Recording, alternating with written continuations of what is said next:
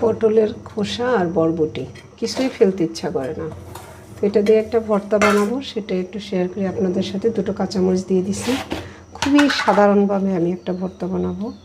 দিয়ে দিচ্ছি লবণ, একটুখানি পানি দিয়ে নিই, মানে অল্প আছে, আমি জাস্ট এটা একটু সিদ্ধ করে নেব। যে কোনো সবজির পুষ্টিগুণ বা আঁশ যেটা বলে ফাইবার, সেটা কিন্তু খোসাই থাকে, আর আমরা কী করি সেটাকে আমরা ফেলে দিই। চেষ্টা করতে হবে সেগুলো খাওয়া। আমি ঢেকে দিলাম, দেখা যাক কী অবস্থা। সিদ্ধ প্রায় হয়ে গেছে, আমি এটা সিদ্ধ বসিয়ে অনেক কাজ করে আসলাম, গ্রিন জুসের উপকরণগুলো নিয়ে আসলাম। এর সাথে আমি একটু দিয়ে দেবো তিল। তেলটা রোদ্রে দিতে হবে, এটা হচ্ছে তিল, আর একটু দেব।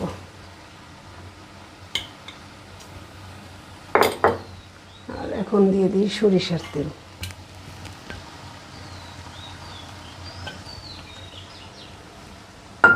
এবার তিল আর এটা একটু ভাজা ভাজা হবে, তারপরে এটা।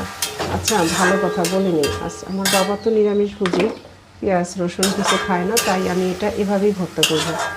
আর এটার সাথে অবশ্যই আপনারা পেঁয়াজ রসুন দিয়ে ভর্তাটা করবেন, তাহলে অনেক মজা লাগবে। আর খোসার যে অ্যান্টিঅক্সিডেন্ট বা ভিটামিনগুলো আঁশ, সেটা কিন্তু আমি সবই পাবো, কারণ একদম অল্প আছে।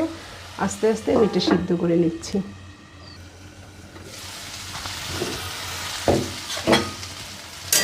আর ভাজছে না, এরকমই ভাজবে।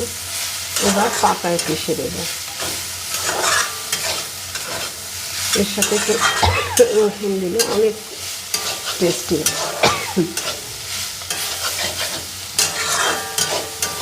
সেভাবে আপনারা খেতে পারেন, কিন্তু তাতে শরীরের উপকার হলো, টাকারও কিন্তু সাশ্রয় হবে, জিনিসগুলো ফেলে না দিয়ে খাওয়া হলো।